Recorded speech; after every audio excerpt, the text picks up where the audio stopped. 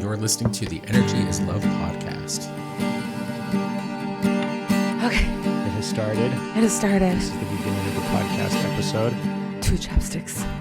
Steph had to pause momentarily so that she could go get the chapstick. And now we are ready to go put the chapstick on. I was going to say, I put it on the skin.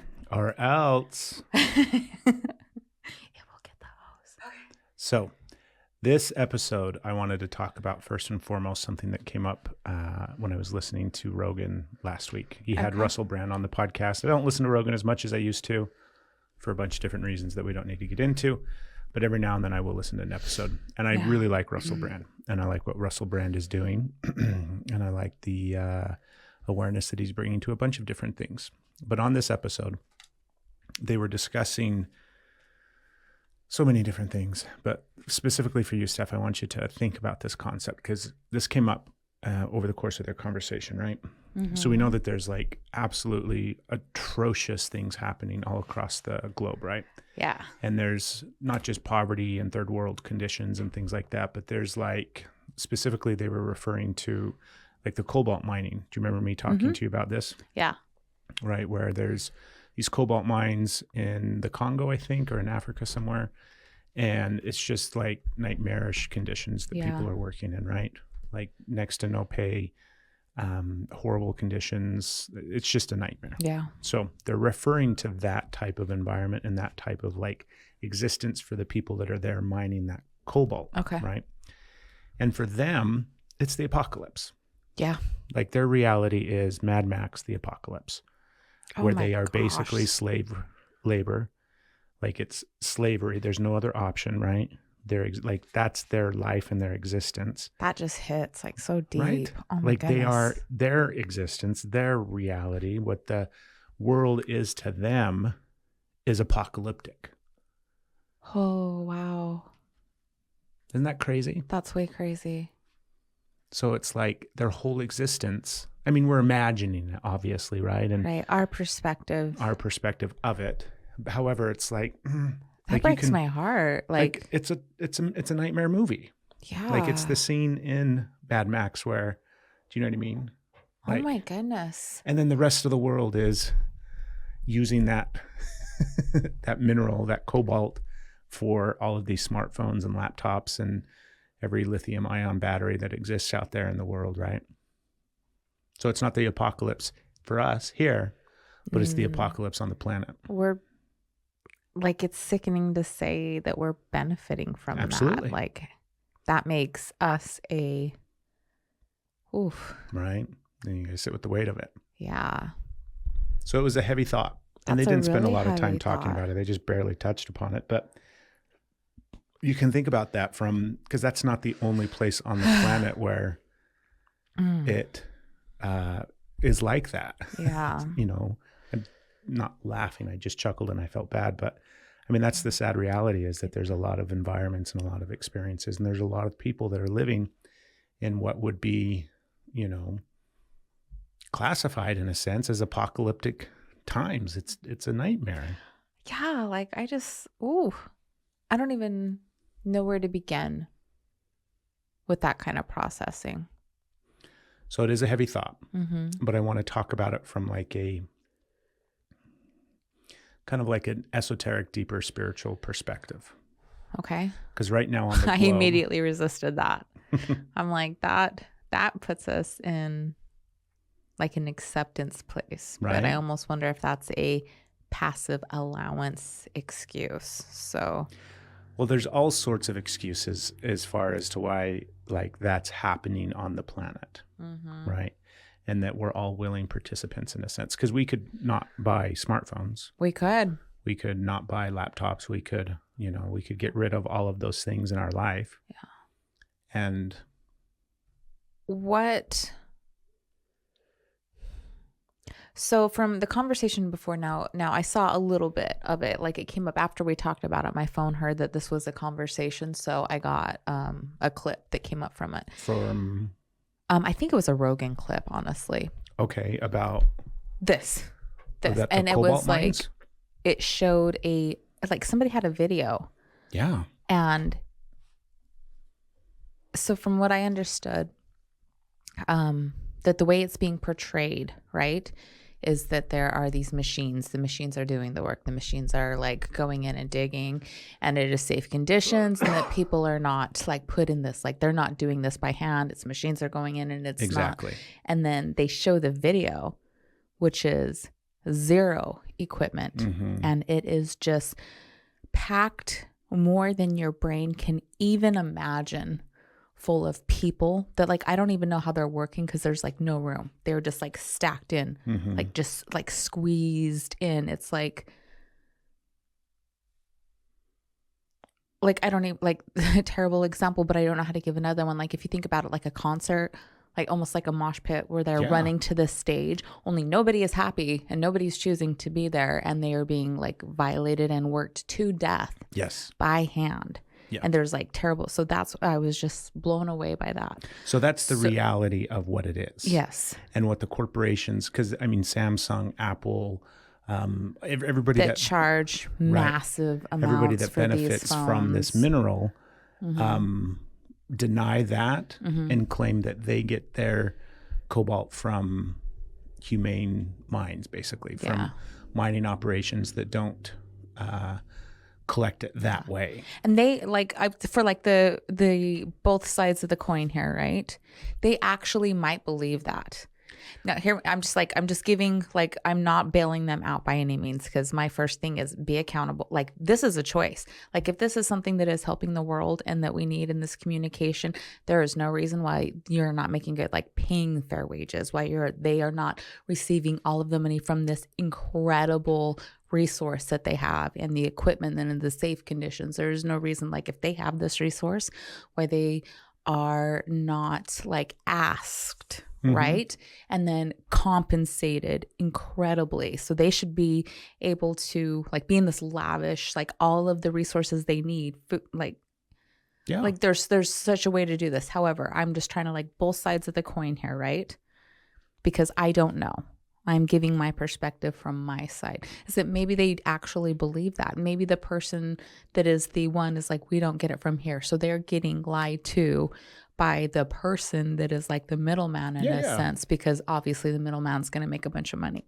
But then there's a couple of things. First of all, why would you not go and check out the conditions yourself?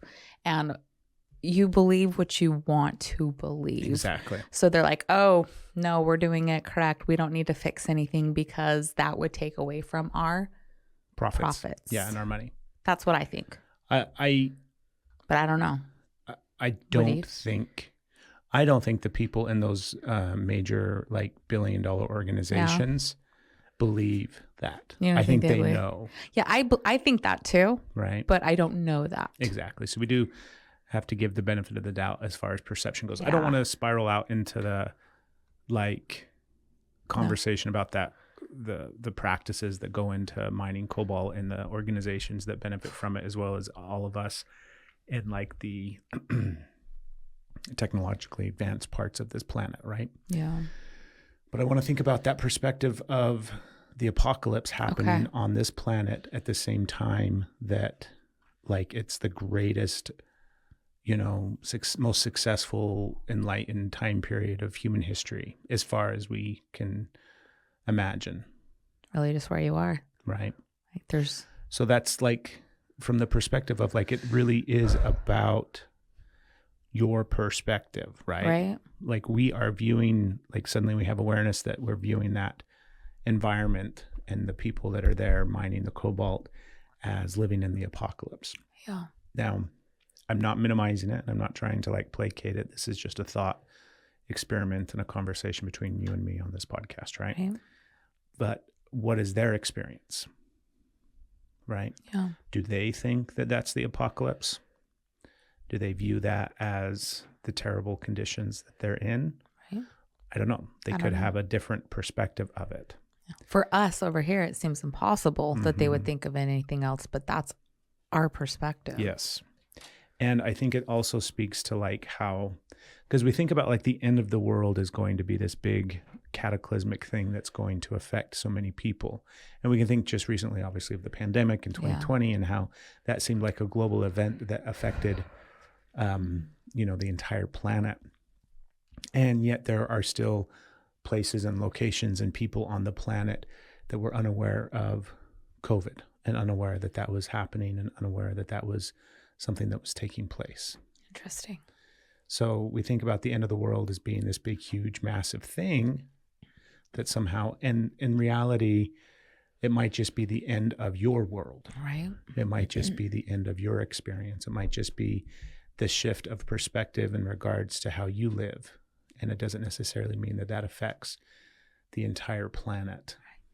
Even if it does affect the entire planet, it's still the perception of that experience, The because there's individual, so right? much that, like, yeah, That's interesting. That's very interesting. Is there any other thoughts that spark and come up for you? I think just like, honestly, I was just like, man, this is wrong. This is sad. Like all the judgments that I placed on it of how like people It's very wrong and need it's to very be sad. accountable, and like this is all for what? Some illusion of money, some illusion of power, that people's lives are being brutally taken, and like, I don't know, what's the word where you get every last drop out to death? Mm-hmm. Like this is like all of my wrong, and not know what to do, to being like hearing like the level of it. What you said, that apocalyptic. Whoa, like that's intense. And then humans are doing that, Right.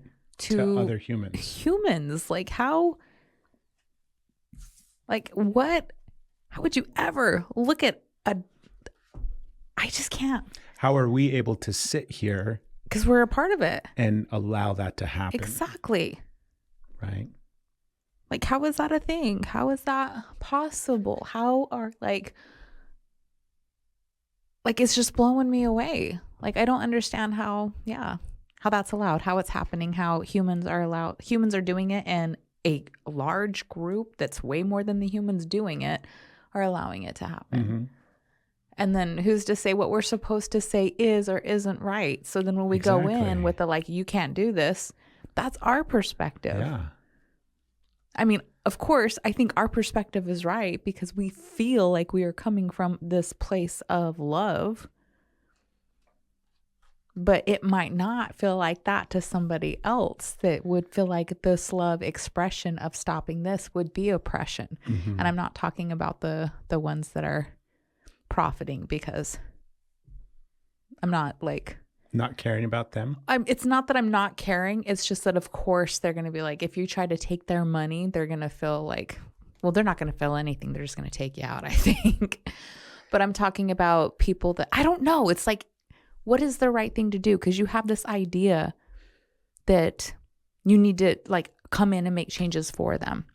But are they asking for those changes? Like in my brain, I'm like, of course they're asking for those changes. Of course they want to be liberated for this. Of course they're going to want that.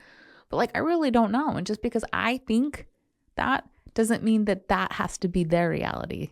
Like, I don't know. And that's so weird because I feel like that is such like a hard concept.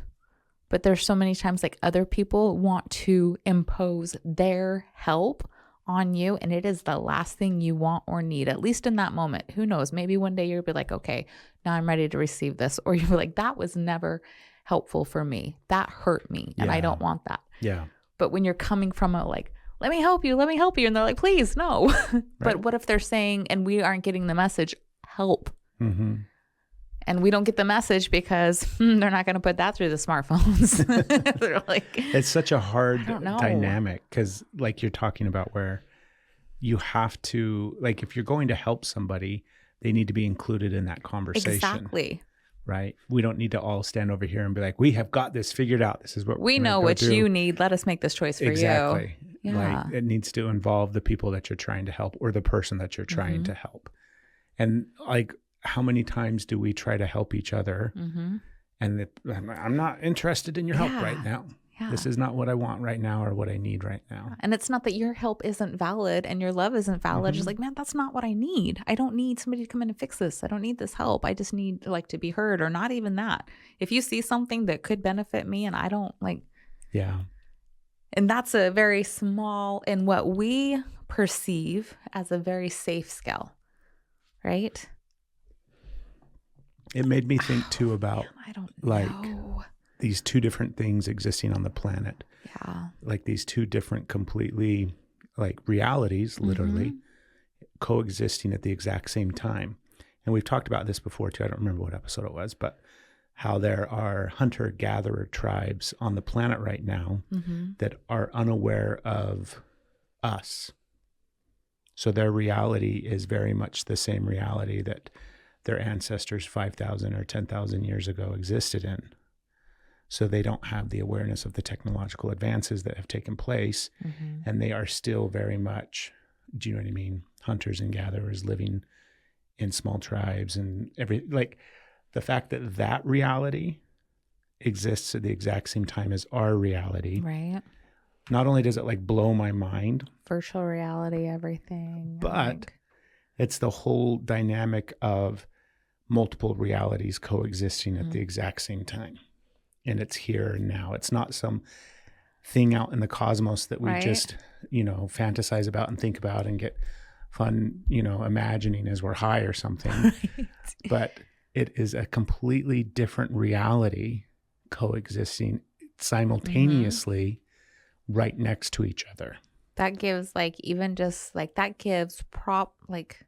not probable, what is it like tangible, visible, like proven explanation of time being cyclical and not linear, because like we have past, present, and future all happening at once, which is the whole like theory of the cyclical nature of time. So I take it from what is that? What was that theory? Do you remember what it was called? It was on that show we watched, huh? They named it. And I was like, that's not just in our heads. That's a theory for real funny out there. We're like, what show is that? I can picture it. Right? I can too. Almost. It was the kid that said it. Yeah. And he was like obsessed with it. And was it the Fleischman? It might have been. How funny. We're like this. Wow. But that was just like a cool thing of like this thing that we had conceptual awareness of, which was our theory, and other people shared this theory. I didn't know that it was like in my brain, right, that smart people, scientists were like, also this is a theory. And I'm like, that is so cool. Yeah. Like that it's a theory that is out there and explored and named and being like evaluated and looked at and trying to be proven. And like, that's just not just the crazy here. It's the crazy everywhere. We're all in it. It's just so exciting. From like my thought process as I keep expanding this thought outwards, right? Yeah. We've got hunters and gatherers, and like we'll just take you and me. Like it's not hard, right? Here's our life living in this technological place, right? Where we are recording a podcast inside of our home, blah, blah, with blah. windows and electricity and heat and air. And then there's roof. Another couple, another man and a woman that's together out in the jungle or just out because in the it's desert us. That's why we out in the forest it or something, right? And they're existing in that reality. Yes. And those two realities are very, very, very different. Yes. So that's like the thought experiment here. Okay. And then we take that concept and idea and we look at the individual person. So my reality is not so completely different than your reality. However, it is different enough to say it's different.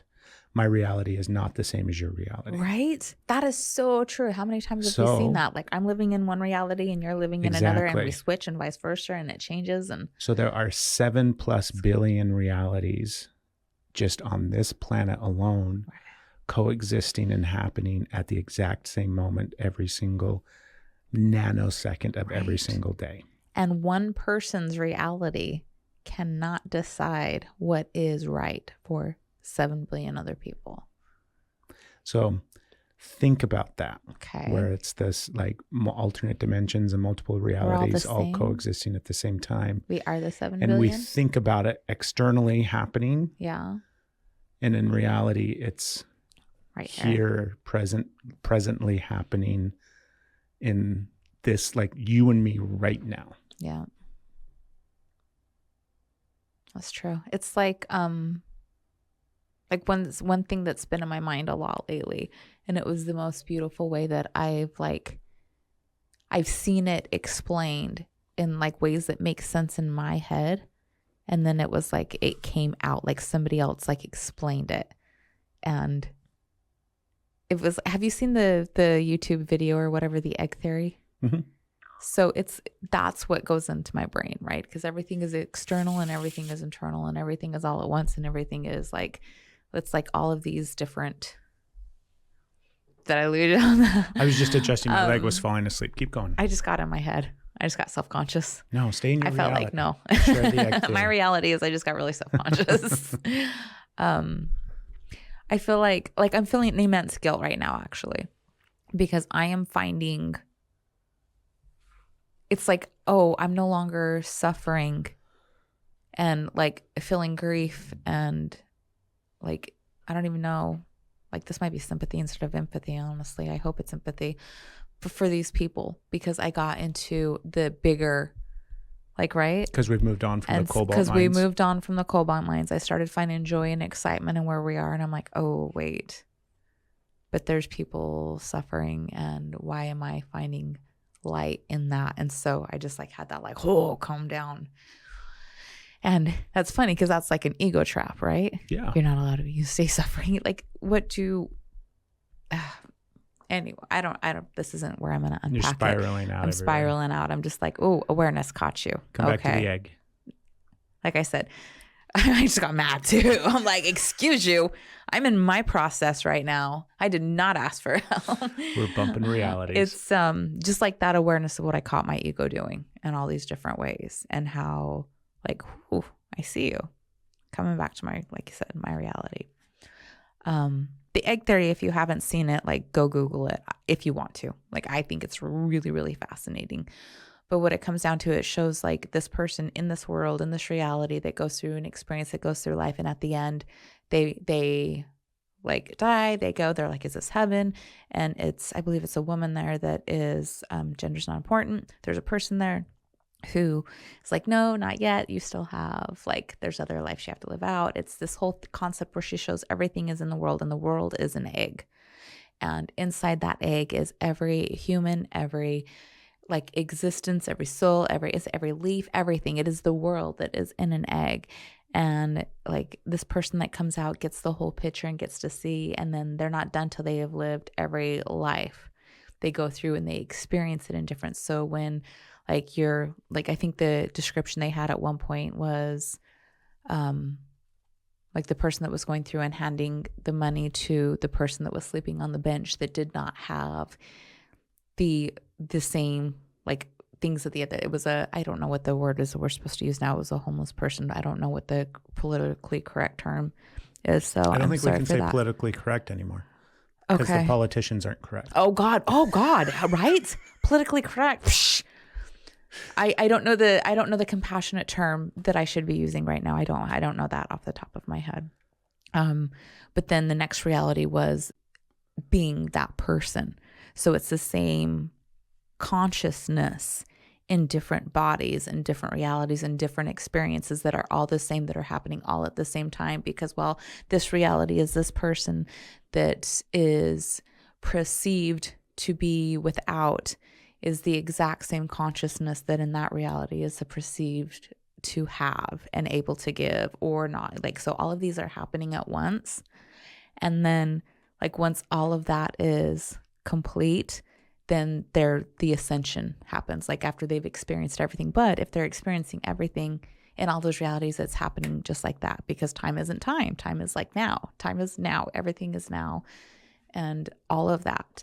So my mind was just like, oh, that is so amazing and beautiful. And the point is, this person was, or this being that was the caretaker of the egg, that the egg was their creation, was also was training to be a creator or something, or like this is what they had to do. So then when you look at it of how many eggs, right? Because if this one is in this process, then this one is also in an egg, and it just like to like infinite. So we are all like, I don't even know how to, like, my brain is like, we don't have enough, omegas in our like brain to, like, I don't have enough nutrients and neuro connections to be able to form how wide and expansive and how many different places that can go. So when you look at it, that's like the sadness and the suffering changes. But when it's your reality and you focus in and this is where you're at, it's extreme. So it's like, I don't know. That's okay. I'm done. You go now. That's the egg theory and my perception on the egg theory. You know what's so funny? You're welcome, world.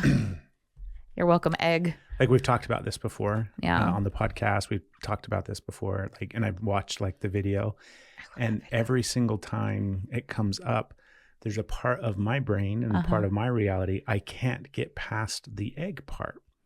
Like if we just eliminate the egg part and we talk about this theory about existence, right? And the meaning of life and how it's all coexisting and happening at the same time. I don't like cold and coffee. How we're on this progression of enlightenment and growth, but it's not a linear progression. It's just all happening at the same time. And so we are also caretaking an egg as well as coexisting in this experience. And I mean, so on and so forth until eternity and infinity, right? All of that I completely understand and agree. Like understand meaning I grasp the concept, right? Like you said, at the same time, it's a really hard concept to kind of fully, grasp. And then there's a part of my brain that's like, how's that an egg? I can't get over like, okay, so which part's the shell? And I'm like, are you talking about the yolk? Like I get that eggs have yolks. Like help me understand. Yolk, union, yoga. Yeah. It's so funny because like, the egg part just fucks me over. Where I can't get past the egg. What would, it's like that's... What would make sense to you? Replace it. I don't need to replace it. I just need to eliminate it. Without the egg, then I'm like, oh yeah, that's exactly what I believe. There you go. Yeah. There is no egg. There is no spoon. Exactly. The fascinating thing too is like how expansive that is and how like, so even like no egg, okay? But how expansive that concept is and how infinite that concept is. And all the possibilities and all the, like everything right there, everything. And like, it's just goes, there's no way to like, it's infinite. And that's only one option. See what I'm saying? Yes. That's only like one, like there can be other, like just that's like, it has a branch. So like that is like one like theory. String. That's one theory. So like the string theory, right? That's one string of the theory. And there's all these other that's one that we can grab here right now. That's one theory from our perception. Right? In our reality. That we are able to form with what we have. Yes. But that is not all the possibilities. So then it also validates the people that have a very singular, like the monotheistic point of view in regards to God, and God is the creator of all things. And like, do you know what I mean? We die and we go to heaven or we go to hell. Like it validates that. That's a reality as well. Validates everything. Because that's their perception from wherever they're at. Right. It also validates because like we watched that Ricky Gervais. What was the name of that one? God, life, God, forget life, about life. Afterlife? Afterlife. There you go. Yeah. And in it, his character is a atheist, and Ricky's also an atheist in real life. Like I've seen interviews with him and stuff like that as well. But same thing, completely validates that thought. Yeah. So that's why I kind of like our perception and our reality. Okay. Because it's totally accepting and compassionate and loving for all realities and all perceptions. I do too. Whereas the atheist is like, I suppose, depending upon the person and or their perception, right? Where they're also accepting of like, yeah, believe whatever you want to believe. I just believe this. So I don't know. It just, I mean, we haven't had this type of conversation on the podcast for a while because for whatever reason, right? But I love continually diving into the expansiveness of what all of this is and what all of this is about. Yeah. And like lately, you and I have over the past, I think we're past the 40-day mark now. Yeah, we are. Are we? We are. So the I don't know where it's at, but we're past it. We did the 40 days. Yeah, so we did 40 days of this Joy Kriya. And how would you describe Kriyas? How would I describe Kriyas? Okay, I'm going to do somebody that's never heard of a Kriya before. Somebody that's never heard. We're about to be We're about to be We're certified almost yoga done. We're almost done instructors. with the certification. Yes. So we should totally be able to articulate Well, if I'm Kriyas. going to explain it to somebody that's never heard about Kriyas before, then I would say it is a series of movements and breath and mantras that you group together, that you do at the same time or in a sequence that has a specific intention in mind. So a thing can be like joy, like bringing joy into your life. Or if there's a health issue that you are looking to alleviate and release. So it's very focused on an intention and an intent, and different Kriyas and sequences have different intentions to it. So if there's ones that are like for healing your root or healing your heart, or physically, like there's ones that help you eliminate your bowels. And so it's just what you are like needing and calling to, in the awareness that you have in that moment. There's also ones, if you don't know that, there's also Kriya sequencing that you can do for clarity and to bring this into and for connection to your body. So it's basically you have this like intention, and then you find this Kriya, which will map out movements, breath, chanting, hand gesture, like meditate, like whatever the sequence is. And then you practice that. And then the discipline comes in, where the theory is you practice that for 40 days. And the reason that it's 40 days is because that's how long Noah walked. Was it Noah? Who got lost in the desert? Sorry, I've got ADD and I had a bunch of thoughts running through my head. Continue. No, I mean, I just got scrolled out. The reason why it's 40 days is because that's how long it takes. Wow. Now I'm like afraid I'm like, whoa, you just like, I feel like I just got hit in the face with like a pie. Oh, like, no. I'm like, hold on, let me get the like meringue out of my eyes and I'll keep going. That's like, it's giving your body the time to fully like release and call in and to like start to feel the effects. And so if you just do it for a week, if you do it once, if you do it every other day, like it's still good. Like don't judge yourself, right? It starts somewhere. I have been called to Kriyas for a very long time, and I have never been able to complete a 40-day sequence. And I also didn't have the connection of the intention. It was like, oh, you're supposed to do this Kriya. It's going to raise my Kundalini. I'm going to have like these breakthroughs. But I wasn't resonating with it other than everything. I was making it everything. And I couldn't keep a practice. And this practice was different, and this one affected. So I was too scattered. But it wasn't until we got like, oh, let's work on a specific intention, a specific one that we are going to commit ourselves to for 40 days, that I was able to complete it. So the theory, again, to like kind of like circle back with the 40 days, is that's when your body starts to really notice the effects. That's when your conscious awareness is starting to see and notice the changes, both physically, emotionally, mentally, spiritually. And it's not that in 40 days all is it's just like that's when you like can start to see the difference, the shift. So giving yourself that 40 days, disciplining and committing to yourself, allowing yourself to be a priority for those 40 days, so you can start to see the benefits and effects and choose to move from there. Whether you get to choose from there. Like, I'm going to keep going. You're going to keep going with it. But I'm also interested in adding other Kriyas. And I don't know that I'll do the joy one forever. Yeah. But it is building in me. And I am enjoying the lightness and the release that I'm feeling, because it's not just like, oh, I'm muting out sadness or muting out suffering or like ignoring and bearing things that aren't pleasant to experience.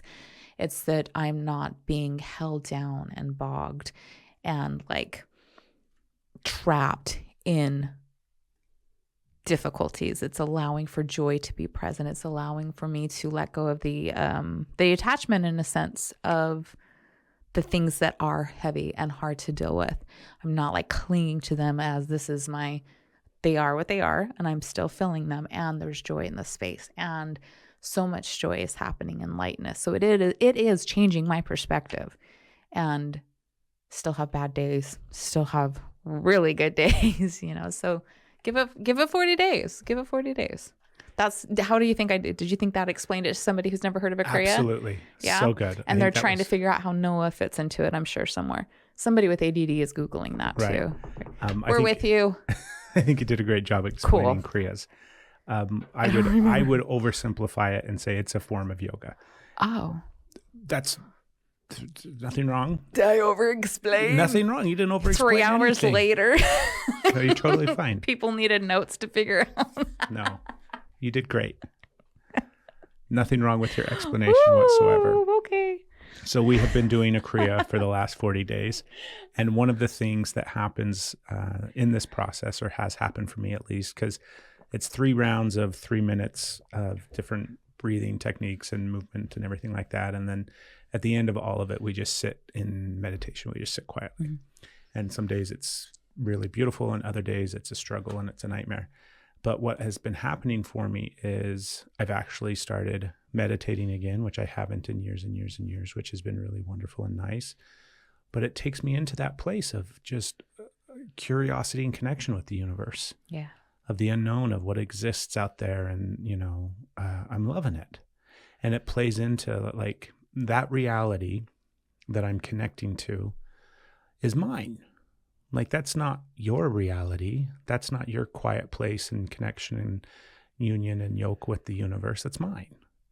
Right. And it's no different. Mine isn't any better or worse or less than or more than what yours is. And there's some similarities. That to me is where everything just really starts to become amazing. Yeah. Because what my reality is, what my connection and correlation and love of the universe and all of those kind of different things, right?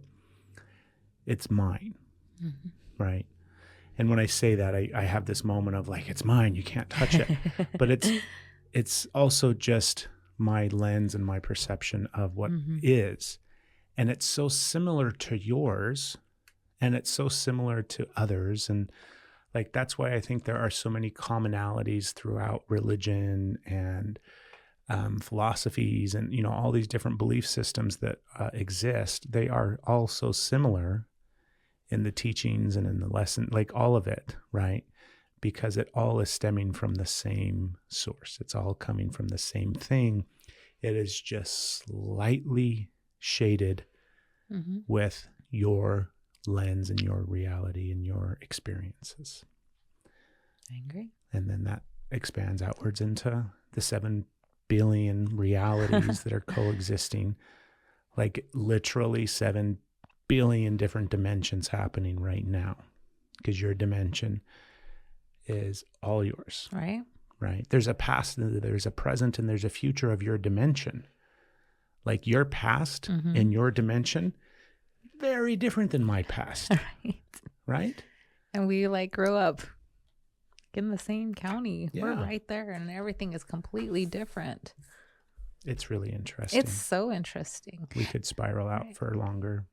Go ahead. I know, just even people that you grew up in the same house with. Yeah. Different realities. Very different. Very different. And so, yeah, each one of our kids has had different lives, right? Different experiences and different realities. And they're such different. It's that's such a, that was such a unique thing too, to see, is how different, you know what I mean? It's like, we're all here we are, but it's so the differences were so extreme. I don't know. It's just fascinating. It's really fascinating. I have a real plan for the upcoming future. Okay. Where I'm going to talk about the importance of how do you save the world? How do we end hunger and peace? No, not end peace, but end war. How do we They figured out how to end peace. Very good at it. We don't need to focus any more energy on that one. Pendulum to the opposite side now, and let's peace. But how do we, how do you do your part in saving the world? Yeah. So you got to do your own work. Do your own work. That's what it all comes back to, right? Because what's the importance of doing your own work, and how does that save the world? Sorry, I got all in your face. Tell me stuff. Oh, are you asking me? I thought you were getting ready to. I've done something. Go. go. I feel like I've talked this whole thing, everything, this whole podcast, this whole episode has been my perspective, I feel. Love so your please, perspective. thank you. I love your perspective. How do you... It's just because it starts to create like love and compassion inside of you, right? Mm-hmm. If you start to heal your stuff and you start to go through your life and through your shadow and through your experiences and through your traumas and all of those things that have made you who you are, like the inevitable truth is there's like two realities that exist in everybody's life, right? You either heal or you die, right? Okay. And you're going to do one of those two things every single time you come to this like realm. You're going to heal and you're going to die. It's just like how far along the path, like all healing eventually leads to the same result. It all leads to compassion and love for everything, because you start to love yourself and you start to see the similarities between you and me and the differences, and honor and respect and love. Like just because you think differently, like you totally think differently about some things that I don't like. Yeah. And I really want to change your mind. And I have to like struggle to be like, it's so important that you see these things from my perspective. And I want to change your mind, and I want to alter your perspective. Yeah. And I want you to believe the things that I believe, because that makes my reality much easier for me and much like better and safer for me. Okay. And in my reality, that is also the programming that I have, that's how I actually show you love. Oh. Or like, because I think my perspective leads to happiness, and the way that you see something, I think leads to sadness, for example, right? Anyways, what are we talking about? It was the question that you were answering of like, how does doing your own work save the world? Yeah. And then you went on to perspectives. You did. Yeah. But it's, I mean, I think that's what it boils back down to, Yeah. right? If you really want to change the world, you just have to start with yourself. Yeah. Because that's the other thing too, right? Quit controlling others. Can't change you. You tried. You can't over change and over me. and over Yeah. and over again. I try. I have a question for you. Honestly, Okay. do you really want to change Yes, at times me? I do. Okay. 100%. Okay. That's the truth. That is the truth. At and times, I'm grateful. At times I want to. I didn't expect that. I thought you were going to be like, actually, no. But then if you sit down and think about it, like I relate with that, because I don't want to change you. I love you. Yeah. And there are times that, oh my God, can you just like, let's like drop into some, like, I definitely want to change. Right. Because it's like, this doesn't have to be this difficult. Exactly. There is so much more. There's another perspective. There's so much like this way will make you like, this will be like happier and more loving. This so it's doesn't the same have thing, to be this difficult. right? It's difficult for you. Right. And And my perception is that have to be it's that like difficult you're for the you, one that's like causing you that difficulty. no, not causing me this. Like it's like this. There's times that it's just like this struggle. Yes. But when I find myself when I'm like actually doing the work, Mm-hmm. and I'm not like in my, if you would just be different, which happens, right? But then it's like I don't see that, and it's like you get the space, and I don't need to change you. There is a part of me, and like this is brutally honest, Yeah. right? And it's just a part, and we love all parts. Yeah. Like I love all parts of me, right? Okay. And there's a part of me that would like. You better watch where you're pointing those I've fingers. got to be very careful here on how I articulate It's this. starting to like I come up. really want to clarify the caveat of this is just a part Just of a me. part. Ooh, okay. This is not a part of me that has a very loud voice. This is not a part of me that runs the ship at all. Okay. Right? This is not a part of me that is in control of anything. Okay. I'm talking to my parts now, so they are ready to like receive and not have my warriors coming out like, say it. Like, I dare you. this is a part of me. That's it. Okay. The higher part of me does not agree with this part. Okay. I'm going crazy here. If you could just like get to the part now, you've caveated enough. Let's answer this week. No. What? There's a part of me that wishes I could just program you and like make you exactly how I want you. Like there's a part of me. Science. Exactly. Like there's a part of me that wishes I could just like, and then suddenly if there was like something in the code, I'll be like, oh, let's recode that one. Right. And then just like program you. Okay. Like there's totally a part of me that wishes I could do that. And this is why we have sex bots. Man, you are not alone in that. Like, let's just program this thing. But it's not even just a sex bot, right? It's like I want to have like there's that part of me Yeah. wants, it's not a healthy part. Yeah. Like it's not some, part that is based in reality. Oh, I definitely agree. It's not a healthy part, but it's a part. Exactly. It's a part. And it's okay that you have that part. It's okay that there is that part that wants that, right? It's okay that, like, if you look at that and we really start to peel away the layers under that, like what lies there? Why does that part want that? Exactly. Right? It wants to feel loved. It wants to feel safe. It wants to know what's happening instead of like the chaotic surprise feeling. The environment, it wants its environment to feel so it can feel safe and loved. Control. And like have its needs met. And so with that is an outward expression of control. If I can control this and this and this and this and this, then I am safe. Yeah. So you can look at it that way and have compassion for that part. And that part existing is okay. That part existing, I feel like, is like, if you, like, I feel like it's very common. I feel like a lot of people are going to relate to that, but they're not going to say it, right? But you gave a voice to that.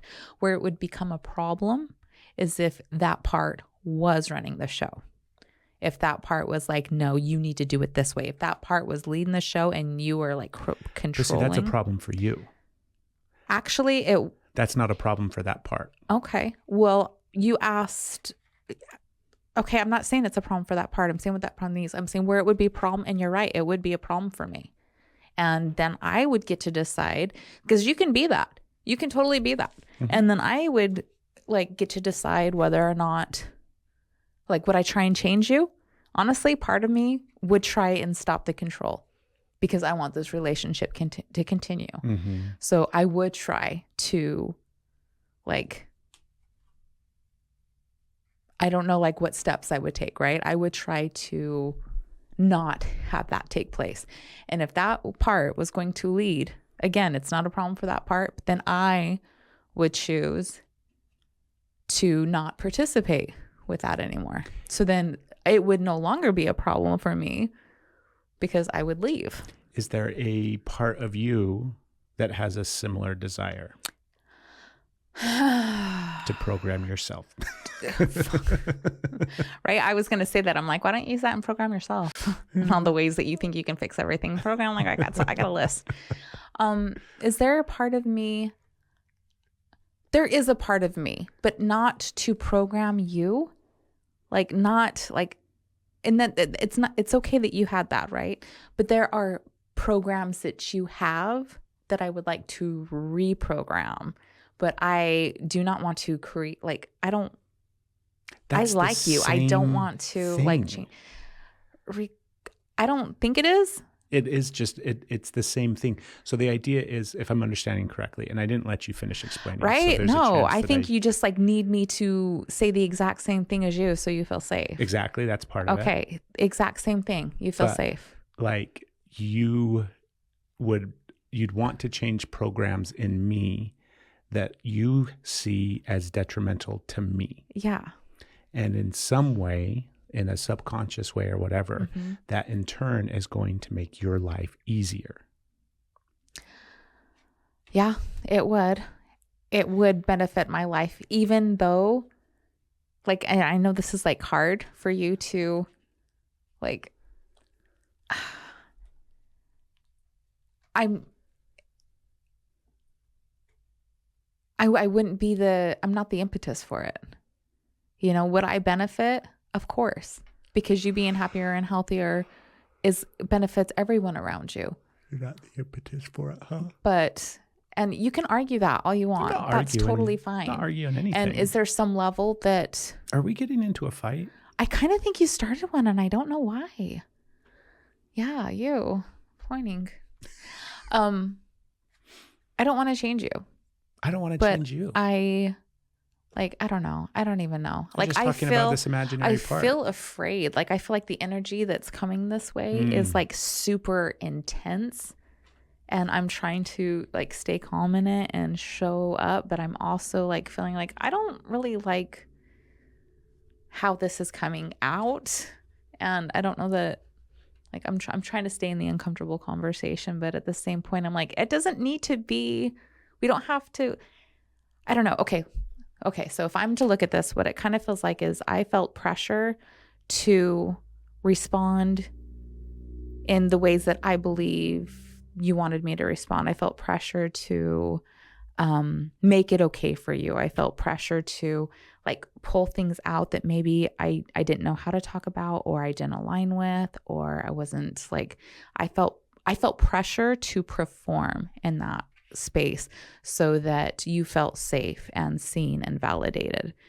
And I don't know why I chose to go ahead and step into that, but I am like backtracking, and not backtracking, but I'm just like, oh, okay. I think I don't have any more to say on that right now. And defenses were slightly like popped up when you're like, when you like, I have like this desire, there's a part of me that wants to program you. Yeah, it doesn't feel good, huh? It didn't feel good. So I already came from it from a like, ooh, yeah, like kind of, I've got a, like a sick feeling in my belly right now. My hair is just like, I'm going to cry. I feel tears coming up. Like, I don't like that. Yeah. So now I'm activated, and that brings me so much sadness because I think I see that. I think I feel that quite. You see that part? Like, I try not to look at that part, but I feel that part from you a lot. And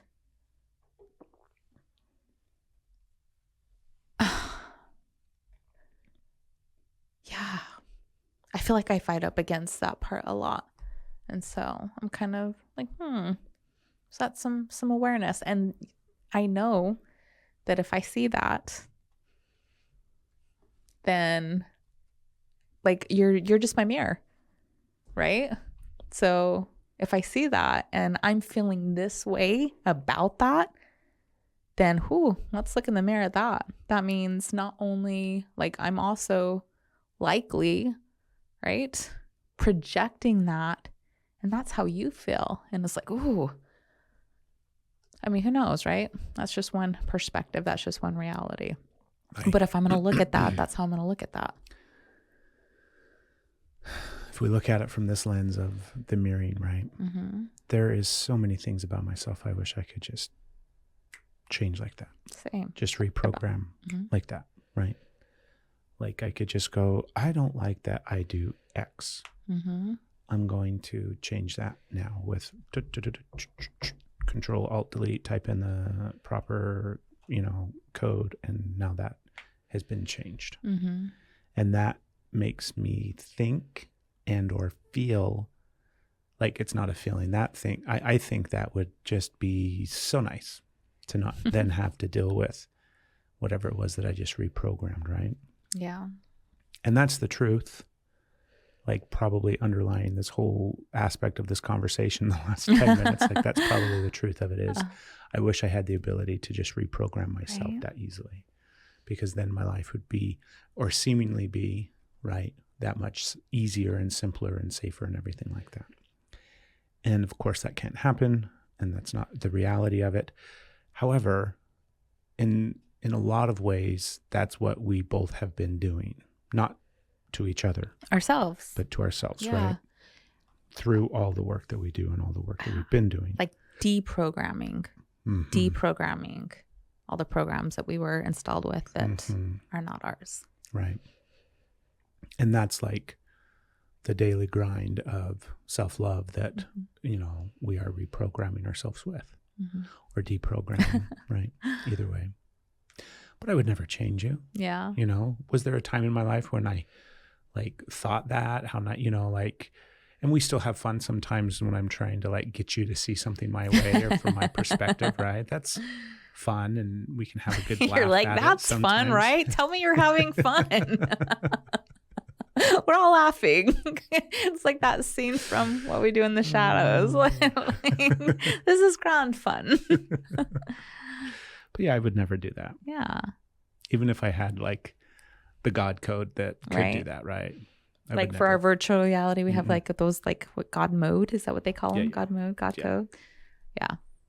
Yeah, I would never do that. You would never do that. No, and truthfully, I don't think I would do it to myself either. I think it's the type of thing where you'd have fun doing it. I would have fun doing it for a week. Yeah. And then it's imagine the perfect version of you. I have, and I can never achieve it. Which means it's not achievable. Right? Not in this So reality. even if you had, not my perception, the ability to change everything about yourself, it would never, because literally. Are you trying to implement your perception of what I should feel on me? You wouldn't change you. You wouldn't program me and you wouldn't program you. Is that what you're saying? You have to reprogram the ego. Right? If I had God codes for me, I wouldn't use them on you. I wouldn't use them. I'd like to say that I wouldn't use them on anybody, but I would have to really look in there, because I definitely had people this went in my mind that I would absolutely use them on, but I would never actually want to use them on.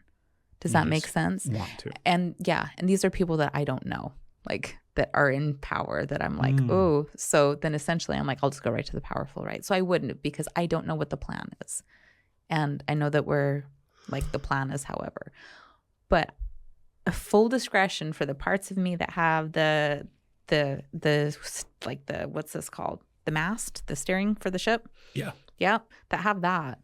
If I had a way to, I think I would myself. Absolutely. Yeah. I would be okay, let's call a board meeting of all the parts. And it wouldn't be a deletion, but it would be I would totally change some of my programmings. I would. What's one that you would change? They are doing some things across the street and I just saw something. So I got distracted. I'd be able to focus, for one. I would be able to focus. I think the first thing that I would change about myself is the thing that I am constantly working on, which is my self-worth. And I think I would, if I could eliminate or change, I don't want to lose my humbleness, right? I wouldn't want to change my self-worth till I'm, now a narcissist. I am the narcissist. I'm looking at my reflection in the water and have the flowers named after me as narcissist, right? I would still make sure there's humbleness. Maybe the self-worth, maybe that's how you stay humble too. I don't know. Maybe I wouldn't, because as soon as I start to really dig in, I can see the problems that I would create by being able to change in the way that I think. I'm that would just that polarity opposite that creates problems. Reaction, right? Has an equal, yeah. So actually, okay, I guess I wouldn't. I thought I would, but then we sat there, I guess. You'd have fun with it for a week. And then you'd be fuck this. Right. I changed this one thing and this other thing goes wonky. Right. It's fix pharmaceuticals. Your nose to spite your face, right? Fix your nose to spite your face. Exactly. Interesting. That almost creates a massive amount of self-acceptance. I just went through a process. If I could change everything, would I? And then really walked myself through what that would look like and how much. And I'm oh, maybe. What if that was my missing key to self-worth just right there? Because I feel so much acceptance for myself. I have a little thing I'd like to add on to that for you. Can we invite people to just get curious about that? Yeah, we can invite them. Right? That's an invitation. What would it look like for you to really sit in that moment of having the ability to fix everything that you feel is wrong with you? We're going to keep it on you, not anybody else, because it's about you. And just really create the version of you. What would that actually look like? Yeah, when we look in run it out and see where. And if you're no, that works, then okay, you get to be where you are. Mm-hmm. But for me, I just had a very profound experience that landed me in immense gratitude and acceptance for myself. Thank you for posing all of this and opening all of that. It was the plan all along, babe. Yeah. Well done. Well done. I feel feel like part of my life just got changed. I'm just sitting here like, whoa, everything is different. Give you a lot to think on. Yeah. Okay. Sorry. You were going No. to add something. And I'm not going to now. Oh, okay. Yeah, I'm okay. Okay. I'm realized that sometimes I always have to. Yeah. Not like there's that part of me that always not just has to have the last word, but I also have to like, oh, you just had massive awareness. Yeah. From my lens and my perspective, the way to like really dive in is to go even deeper into it. And I was like, no, you got massive awareness. That's awesome. Yeah. It's pretty cool. Yeah. So you don't always have to go to the bottom of the ocean. Sometimes where you're at is perfect. Right? Who'd have thunk that's where that conversation was going to lead? You never know. That's why you got to have interesting conversations with your partner. Sit in some uncomfortableness. Yes. How important is that? Right? Have some accountability with what you're feeling and actions. And okay, let's move on. Let's move on. We're going to wrap up this episode. I feel like so light right now. I just so feel like elated. I'm like, I am in a good mood. Yay. The reprogramming worked. Oh my God. What's got you? That was funny. I'm like, what? Did you?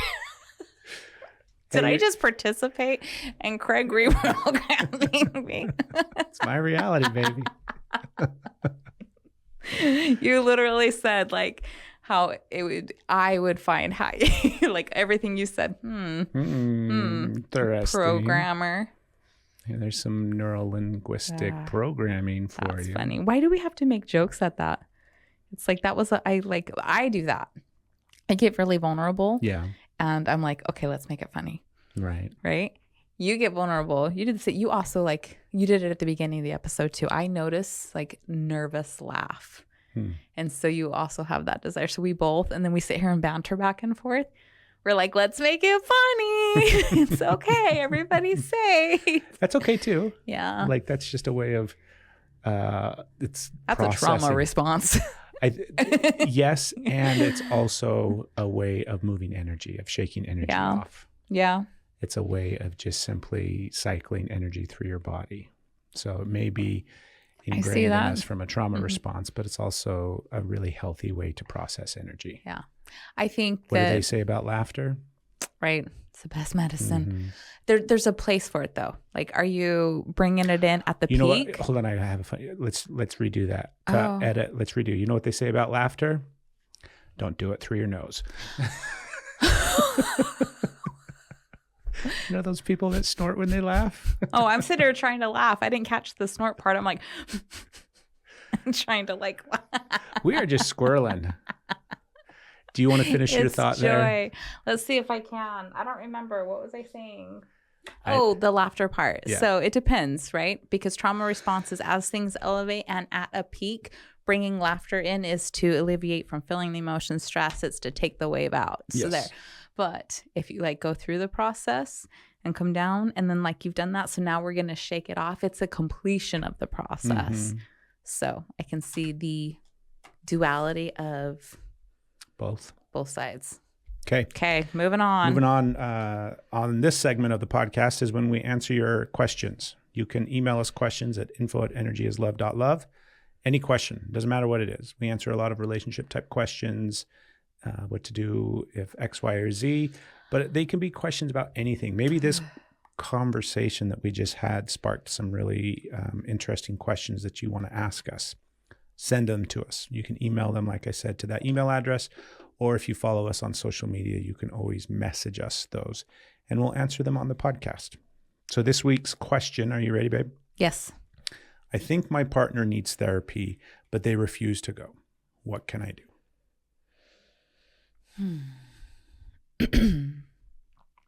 I think my partner needs therapy, but they refuse to go. So it sounds like they're in a relationship. Sounds like they are having some awareness that their partner's fucked up and they need some help. Or they're projecting, right? Correct. Yeah. Correct. Could be probably a little bit of both. A little bit of both. Okay. So that depends. So just based off of that information, I feel like if this resonates, what parts does it resonate for them? Okay. So just with this, think the first thing that I would do is,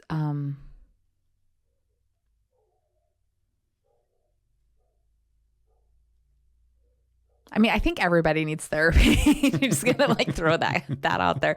Everybody needs help. So you need it, your partner needs it, everybody needs it. Yes. But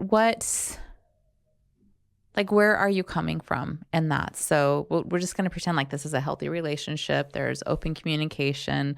There is something that is affecting this person to where you are lovingly seeing them and want them to receive help, not so that they're better for you, but because they are hurting and need help processing through stuff. Because as a partner, you are a partner, but you are not a therapist. You are not the coach, but you go through this together as a team, but you need outside help.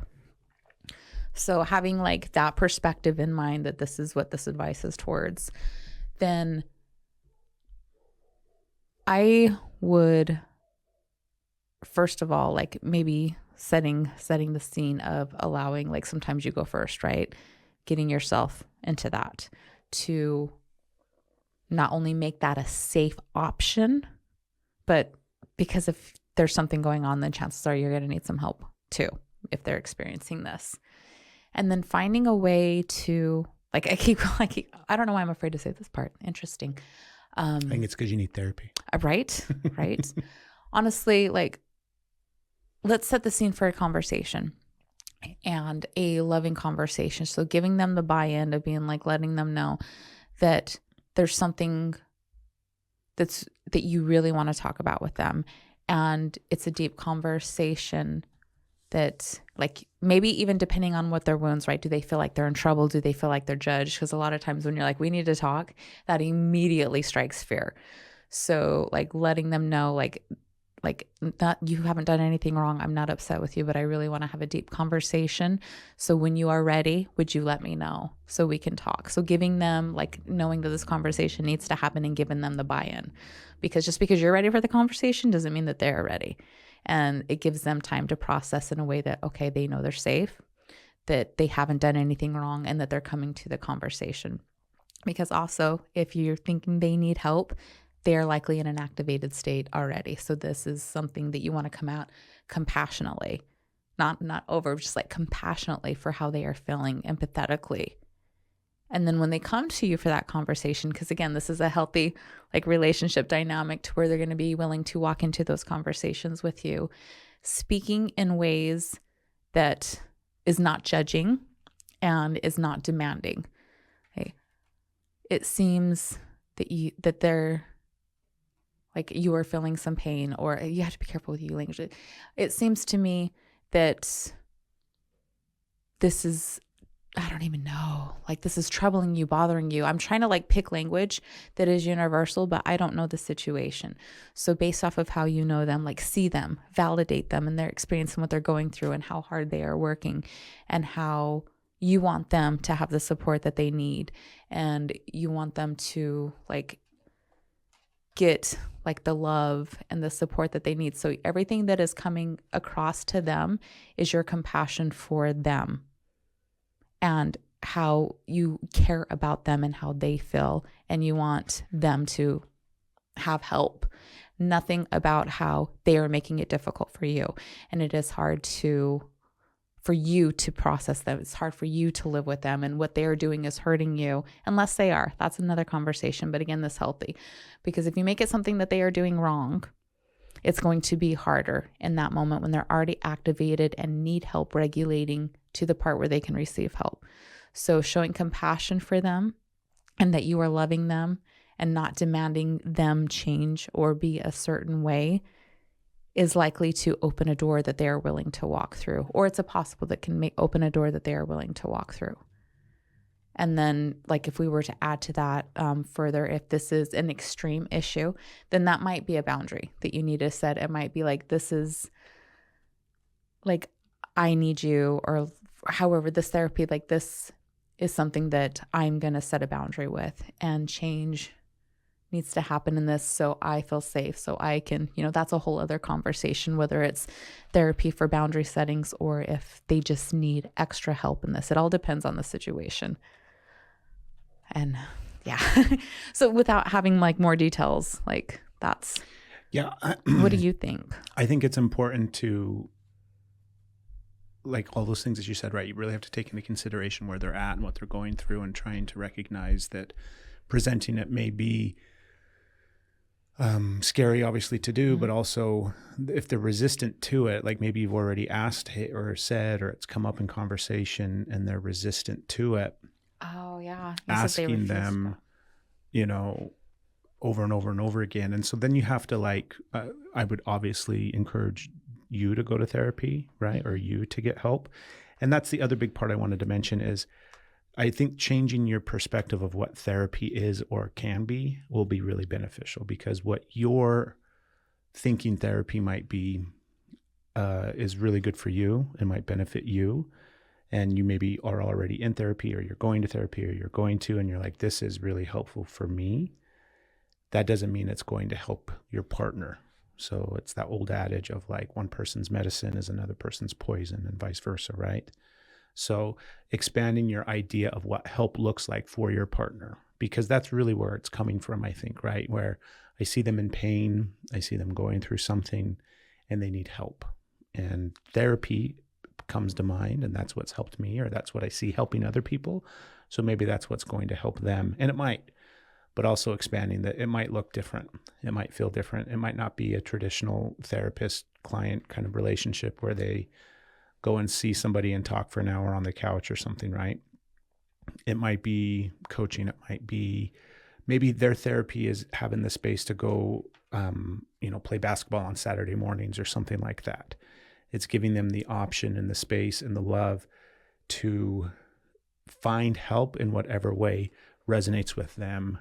And then recognizing that over the course of time, that's going to evolve and change. And eventually they may get to the point where they want to go to therapy, especially if you are leading the way. And it's like everything else where we can't imagine something until we see it, right? We can't really create that. I mean, you know what I mean, right? So if you go first, then you kind of show them the path. Then they see it and they can start to see the benefits of it. And you just have to be patient. I mean, therapy is a really challenging thing for everybody. It doesn't matter who you are or what you're going through. When you finally make the decision to go, it's hard. It's not an easy thing. It's stepping into the unknown, basically, right? We're confronting things that we don't know about. It's fear. It's all sorts of different stuff. So just approach it with a lot of love and compassion and understanding. And then, like you said, right, eventually it may become something that you have to set some boundaries for yourself, as far as like, that ultimatum of if you don't go to therapy, then I'm leaving, isn't the healthy way to go about doing that, right? But because of your actions and your behaviors and the way that you've, chosen to handle your situation or your life, I'm now basing my decisions off of that. Yes. And so it's a great question. Good luck. Go to therapy, both of you. And like we said, you can submit those questions anytime if you go to info@energyislove.love and send us a message through that. That's another way too. Or you can just email us directly. Yes. But and you'll get our perspective, our take. Mm-hmm. It's just from our dimension. Yeah, from our experiences in life. Right? We're just a bunch of realities bumping into each other. So thank you for hanging in with us on this. This is a weird rando episode, man. I loved it. Yeah? It was interesting for sure. Makes me think more. I want to go. Are you riding the high of your shifting perspective? Yeah. That's awesome. Yes, so absolutely. So, okay, everybody, have a beautiful, beautiful, beautiful, beautiful, wonderful day.